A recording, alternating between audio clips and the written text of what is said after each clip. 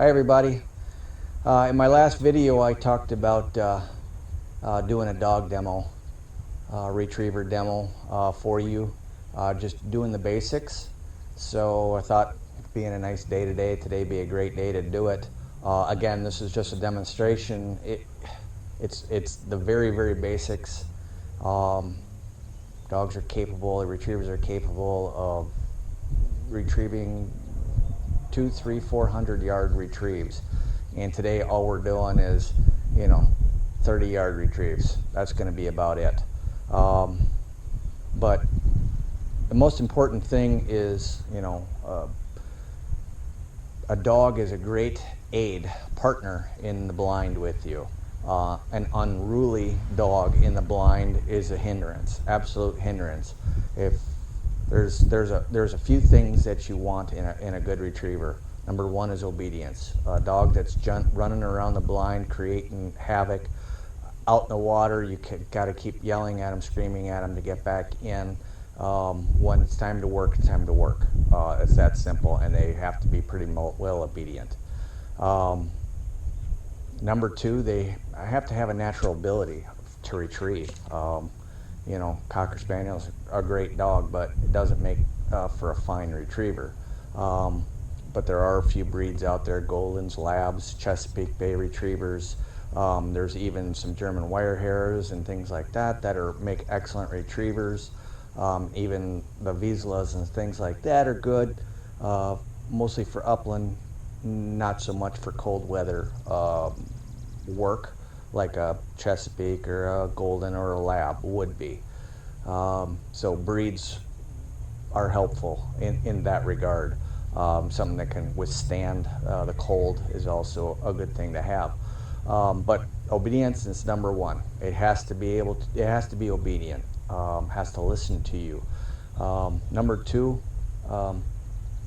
again, it has to have natural ability. Does it want to work? Does it want to retrieve? Is it really birdy? Those are traits to look for. Number three, trainability. Will the dog listen to you when he's out in the field? That's huge. Memory. When birds go down, 1, 2, 3, can the dog remember where each bird landed? If gun goes off and he's off to the first one right away, he's not going to see the other two drop. And that takes, then you have to run blinds with them. And that's another aspect that I'll show today. But having him wait until the barrage is over so he can remember where the birds landed makes it easy for him to go out, retrieve, go out, retrieve, go out, retrieve, and come back. That way you're ready and you get set back up and you're ready for more birds to come in. So, huge. And then the more advanced work is blinds. Your buddy shoots a bird behind the blind and it lands. The dog didn't see it land. Maybe you didn't see it land, but you better know where the bird is. And that's a partnership between you and the dog, and letting him know that you're sending him on something, not just to go out there and go find it. You wanted him to go out, go get it, and come back and follow your direction at every turn. That makes it quick and efficient, so he can come back into the blind and you can get set back up for more birds. Because a dog out there running around looking for a bird that's down while other birds are coming in takes too much time and can ruin your hunt. So those are the kind of the things that we look for in retriever training. Again, blind retrieves are more advanced work. Do you need that? Absolutely not. Especially if you like hunting by yourself and things like that. But as a dog ages, you can train that into them, and it's just fun. I enjoy training my dog so much every day, and he looks forward to it every day. There are aids, there are tools that you can use. Breeze here was force fetched. That was done by the time he was 6 months old, and that is so that no matter what I tell him to pick up, he's going to grab it and bring it back to me, and he's not going to drop it till I tell him to give it to me. There's nothing worse than a dog going out, getting almost to the blind, and then going, I got to get into the boat, and he drops it. Let's say it's a wounded duck. Now it dives down, and now you're fumbling around trying to get the gun out to shoot the bird. You want him to bring it back to you. deliver it to you, and then he can go. A couple of the commands I use, his name. I only use his name to send him on a retrieve. Okay? You get confused when you start calling his name a lot. He does not sure exactly where to go. So I use, now, if he's wandering around the yard, I tend to call him by his name, but he's not working then. He's just out gallivanting around.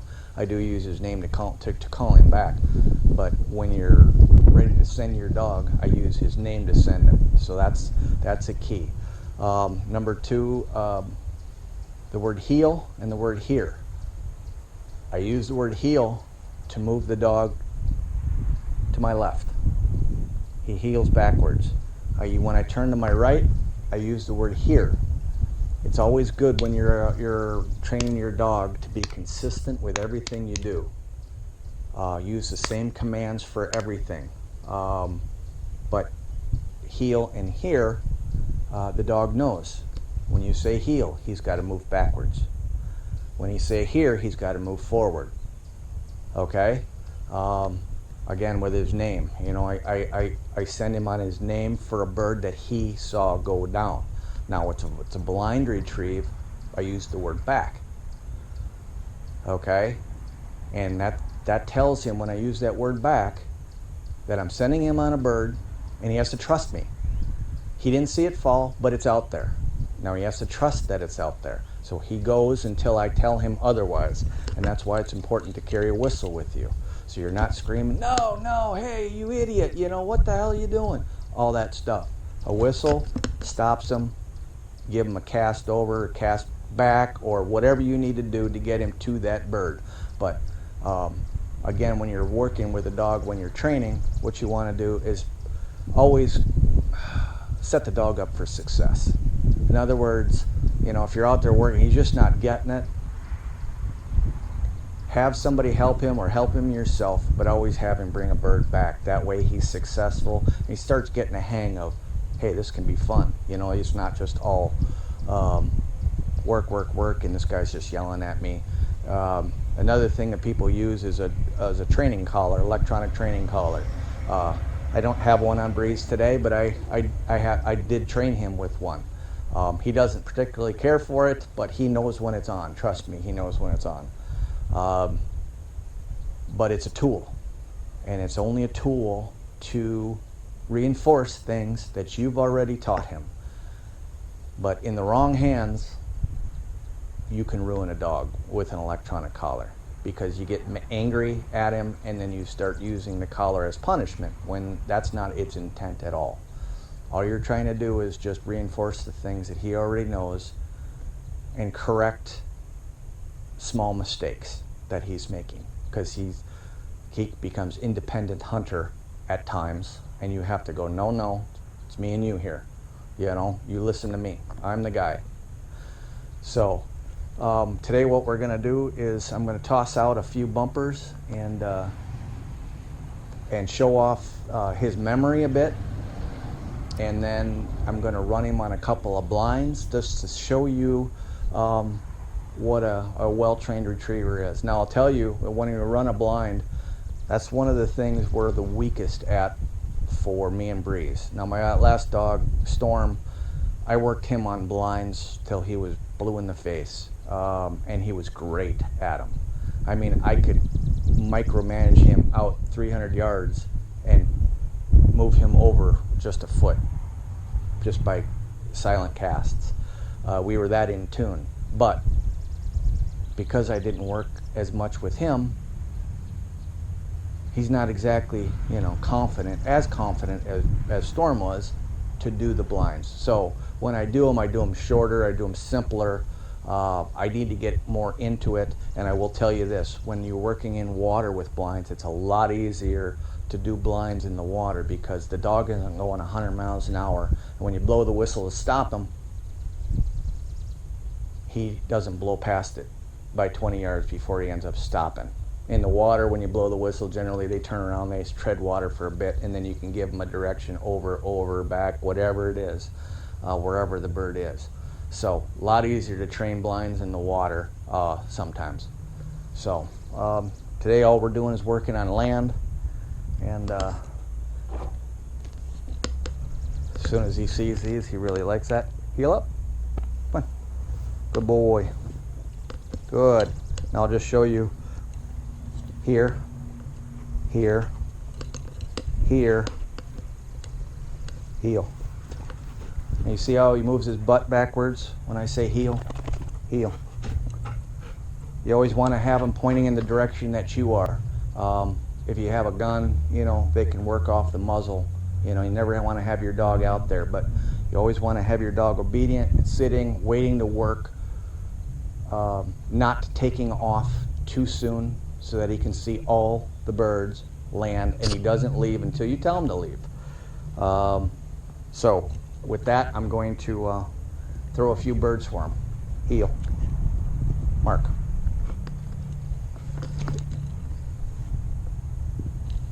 Here. Mark.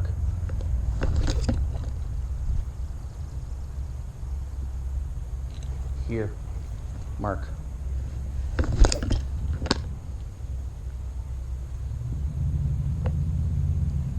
Breeze.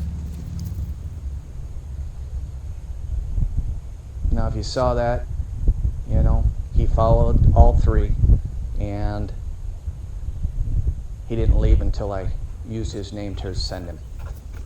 Heel here. Now Goldens are different than labs. A lot of times they'll run around you a little bit to show off that they got a bird, and that's okay. That's just the breed. Where's your bird? Breeze.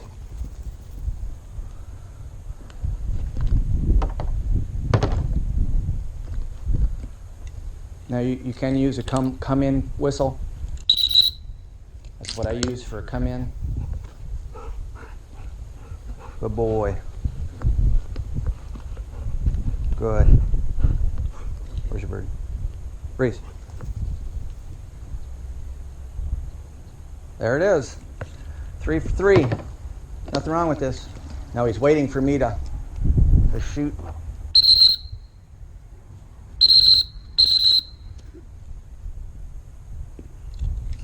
There you go. That's called a diversion. Make sure that he doesn't drop the bird that he's carrying to go get the new bird. Breeze.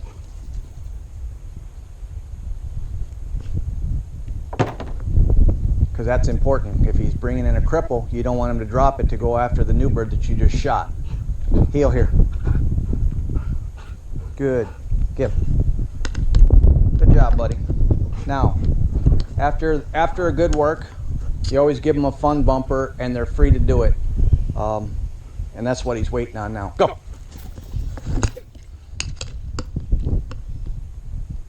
So that's his fun bumper. That's his reward for doing a good job. So I try not to, you know, overcorrect him. Like I said, he's running around and he's all happy and everything like that, and he's going to run over. He's going to try to keep it because it's his bird. Now this is his fun bumper, but we've got other work to do, so I'm going to call him in.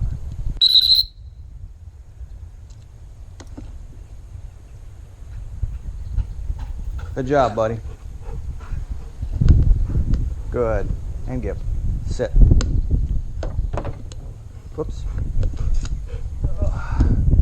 Okay, now I went out and he was in the house, and I placed two birds out there, 2 bumpers. They're orange bumpers, so they kind of, to a dog that's colorblind, they kind of blend in with the grass, so they can't see them. They are not white and they don't stand out.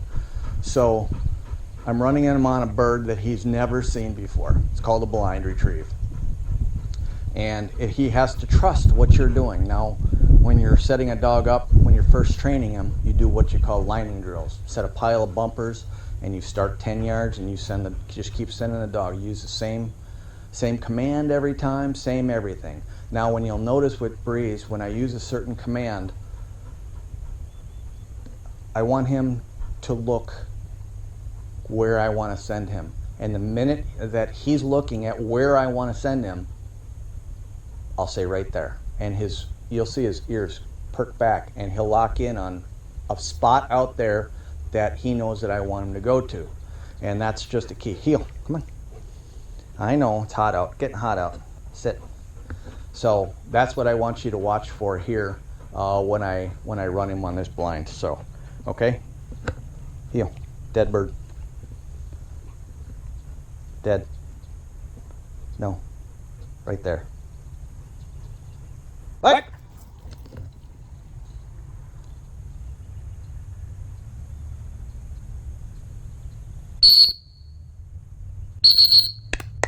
Good boy. So he didn't see me throw that bird. He went on a pretty much of a straight line, and he went and got that bird. Now, it wasn't the prettiest of lines because he knows that he can only go so far because there's bushes on the back there, so he knows that there's probably not going to be past that. Now, if he goes beyond that, I can't cast him into that stuff. So if you've got cattails or something, you've dropped a bird in the cattails, you don't send him on a blind retrieve. Literally, you just send him in there and hope for the best. Here. So I've got another bird out there, but I'm going to do something a little different. I'm going to send him to the spot that he went to, but there's nothing there.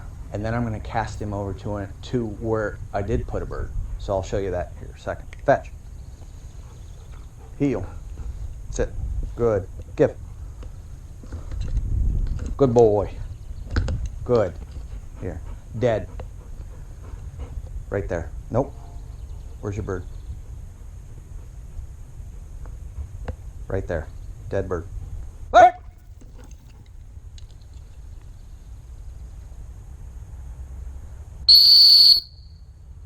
Okay. Sit. Over. No.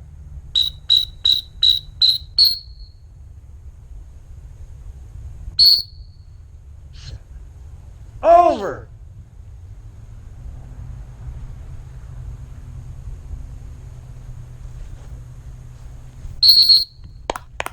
Atta boy. Again, with a really, really experienced dog, those would be extremely crisp casts. Obviously, I haven't worked with him as much as I should, but you get the main point. And he came back with the bird, and that's exactly what we want to. It's a partnership between you and him. Good boy, go. Make it fun for the dog, and they will absolutely love to work for you. So, but it's getting a little bit warm out here for him, so, right? Get another one, go. So that's it. I hope that was entertaining for you, and I hope you picked up a few things. Me and Breeze have been working together for about 5 years, and I wish I would have trained him a bit more with the blind work, but he's a pretty good dog. Maybe I'll do some once I get my boat and I go up north. I'll do some water work, and I'll show you some water work. Put some decoys out and kind of show you a little bit of water work on how we do this. But that's it. Till next time, happy hunting. Go enjoy the outdoors.